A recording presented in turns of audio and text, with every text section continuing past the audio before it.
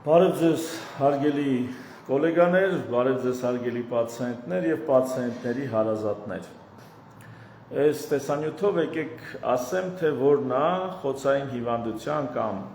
խոցային կոլիկների, գաստրիտների,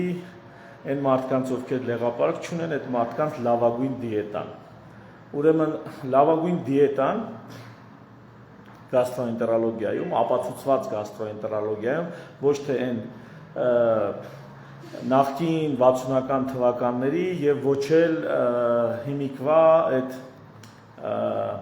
դերվիշական բժշկության, այլ իսկական ապացուցողական բժշկության հիմնված դիետան, ուրեմն հետևյալն է, խոցերի, գաստրիտների, լեղապարկ չունեցողների լավագույն դիետան հետևյալն է, ուտել ինչքան համով բան կա և չուտել ինչքան անհամ բան կա։ Անհամ բաները չենք ուտում, համով բաները ուտում ենք։ Միակ բացառությունը գաստրիտի և խոցի դեպքում կարա լինի այն, որ արգելվում է ալկոհոլը և շատ կծու սնունդը։ Սրանք մեխանիկորեն գրգռիչներ են, մեխանիկորեն վնաս հասցնողներ են։ Այսպիսով, լավագույն դիետան կրկնում եմ, ուտել համով բաներ և չուտել անհամ բաներ։ Սա այսպես։ Իսկ ինչու են բազմաթիվ այլ խորհրդատուներ տալիս խիստ սահմանափակումներ, էսի չուտեք, այն չուտեք, որովհետև հնուց գալիս էր այդպես, չկային այնպիսի դեղամիջոցներ, ինչպիսին օրինակ օմեպրազոլն է, որը շատ հզոր թթվայնությունը սահմանափակող, թթվայնության արտադրությունը սահմանափակող դեղ է։ Չկային այնպիսի զարգացած միջոցներ, ինչպիսին մենք հիմա ունենք, և գիտությունն էլ վերջին հաշվով այդքան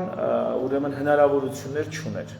Մի օրինակ, խոցային հիվանդությունը, որը հիմա 10-14 օրում կարող է անտիբիոտիկներով բուժվի, այն ժամանակ վիրահատական դեպք էր։ Այսինքն բժշկությունը չեն հասկանում դրա հետ ոնց վարվի և ստիպված վիրահատում էին այդ հիվանդությունը։ Այդ ժամանակ բնականաբար դիետաներ էին առաջարկում։ Լեղապարկի հետ կապված երևի մի օր առանձին լեղապարկի դիետային կանդրադառնամ, հատուկ լեղապարկի դիետային առանձին կանդրադառնամ, բայց համենայն դեպս, եթե արդեն լեղապարկը հեռացված է,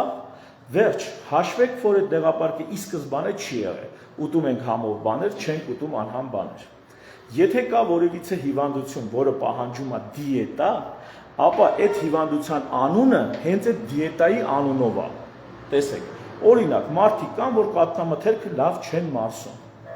Հենց այդ մարդկանց մոտ կոչվում է կաթնաշաքարային անտանելիություն։ Հիվանդության անունը հուշում է ինչ դիետա պետք է անի։ Եթե մարդը ունի կաթնաշաքարային անտանելիություն, բնականաբար կաթնաշաքար չի օգտագործվում, կաթնամթերքը հնարավորինս խուսափում է, հատկապես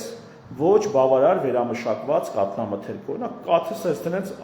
բացառում ենք, մածունը կարանք բացառենք, չգիտեմ, կաթնաշորն ու թթվասերը կարա մարսի, կարա չմարսի։ Այսինքն ինքնին հիվանդության անունը ասում է, կամ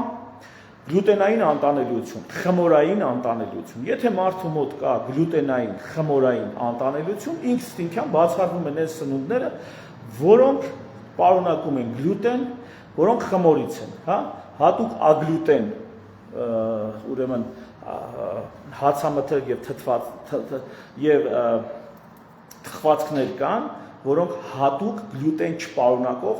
ալյուրից են պատրաստում, ասենք բրնձի ալյուրից, կամ չգիտեմ, կուկուրուզի ալյուրից, կամ գրեչկայի ալյուրից, չգիտեմ, հատուկ այս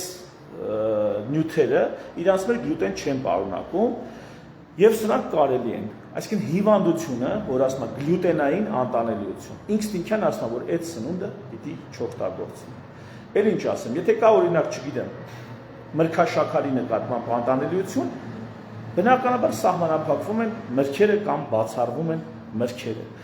Սովորաբար դիետաներ նշանակում ենք այն հիվանդությունների ժամանակ, որոնց անունը հենց հուշում է, որ տվյալ օրգանիզմը հենց այդ սննդանյութի նկատմամբ ունի անտանելիություն կամ ունի ալերգիա, կան սննդային ալերգիաներ, ահա եթե ունի մարդը սննդային ալերգիա, ինչ որ հատուկ սննդից ալերգիա ունի, հատուկ սնունդը չի օգտագործվում։ Մնացած բոլոր կամ գրեթե բոլոր դեպքերում դիետաներ, սահմանափակումներ նշանակելը ժամանակակից բժշկության, ժամանակակից հզոր դեղամիջոցների դարաշրջանում ու այնքան էլ հիմնավոր չի։ Բացառություններ կարան կանենք սրացման շրջանները, ասիկա սննդային օրինակ թունավորում ա եղել, փսխումներ ունի մարդը,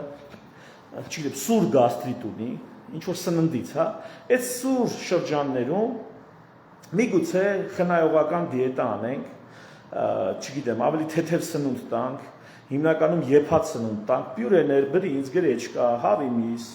կանաչի, հաց, բայց մեծ, երկարատև, ամբողջ կյանքի կամ չգիտեմ տարիներով դիետա բնականաբար չենք նշանակում։ Դա կլինի մի 10 օրվա դիետա, 7 օրվա դիետա։ Սուր դեպքերում թունավորումներից հետո կասենք խնայողաբար սնվենք։ Էս էլ սենց մի տարբերակ եւ ենթաստամոքսային գեղձի հիվանդությունների ժամանակ բնականաբար սուր բորբոքման շրջանում որոշակի խնայողական դիետա, առաջ ընդունված էր, որ պետքա քաղցի դիետա լինի, այսինքն 100%-ով բացառենք սնունդը, հետո տարիների վերջի տարիներին արդեն գիտությունը ապացուցել է, որ նույնիսկ սուր ենթաստամոքսային գեղձի սուր բորբոքման ժամանակ սովի քաղցի դիետա չի կարելի նշանակել, այնուամենայնիվ պացիենտը պետքա ստանա բավականաչափ կալորիաներ եւ բավականաչափ սննդանյութեր, որպեսզի ավելի շուտ լավանա, ավելի շուտ վերականգնվի, իհարկե էլի զարգացած ժամանակակից բուժօգնության պայմաններով։ Եվ քրոնիկական պանկրեատիտի ժամանակ էլի միգուցե որոշակի սահմանափակումներ տանք կամ լեղապարկում, եթե քար կա, որը ժամանակ առ ժամանակ անհանգստացնում է, մինչև վիրահատելը, մինչև վիրահատական շրջանը որոշակի սահմանափակումներ կտանք։ Այսպիսով ամփոփենք քրոնիկական հիվանդությունների ժամանակ գաստրոենտերոլոգիական գնում բուժում են քրոնիկական հիվանդությունը։ Դիետաները այդտեղ համարյա թե մասնակցություն չունեն։ Մասնակցություն ունեն դիետաները այն խնդիրների ժամանակ, որոնց դեպքում տվյալ սննդամթերքից մենք ունենք ուրեմն վնաս։ Մարդը ինքն իրանով գալի պատմում, որ ահա այսինչ սննդամթերքից ես լավ չեմ զգում։ Ուրեմն այդ մի սննդամթերքը մի օգտագործի։ Կամ դիագնոզը ինքնին հուշում է, այ որ այդ մի սննդամթերքը պետք չի օգտագործել։ Եվ այսպիսով հելի ավարտեմ այս զրույցը իմ ամենասիրած դիետայով, որն է ուտել համով բաներ, չուտել անհամ բաներ։ Սրանից լավ դիետա, սրանից մասսայական դիետա գաստրոենտերոլոգիայում քրոնիկական հիվանդությունների մեծամասնությունում գոյություն չունի։ Սահմանափակում թերևս կարելի է տալ ալկոհոլին եւ շատ կծու սննդին։ Թերևս այսքանը։ Շնորհակալություն ուշադրության համար, ցտեսություն։ Լեղապարկի մասին առանձին կխոսենք։